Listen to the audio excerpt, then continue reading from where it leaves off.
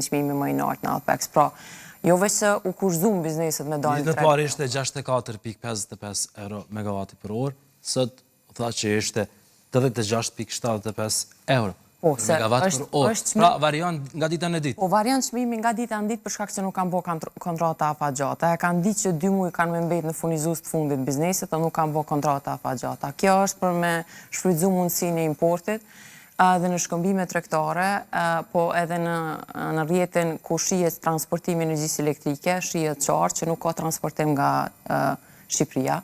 Pra, vendi po vihet në lajthitje, sidomos nga ashtu quajtura Ministre e Ekonomisë.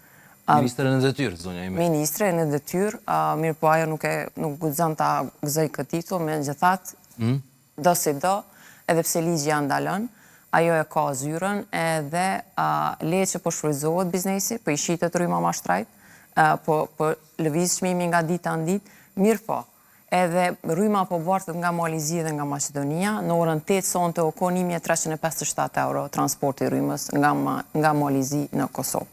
Është çmim shumë i lartë. A është ky në fakt edhe çmimi final me këtë furnizues të mundësisë së fundit që mundson Keku? Ta zëm sot 86,75 euro. A është çmimi final ky për një kompani që furnizohet apo mund të rritet me kostet e tjera? Ky çmimi fillestar. Fillestar. Fillestar është.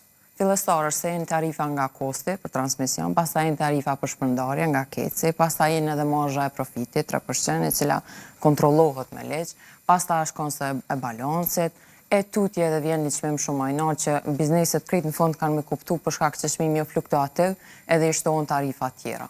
Gjithatë kjo mundësi është për vetëm 2 muaj, 60 ditë nga Keku. Po kjo është nga ligji, e kanë pas detyrueshme për bizneset që të regjistrohen për 8 ditë. Jo, edhe këto që janë regjistruar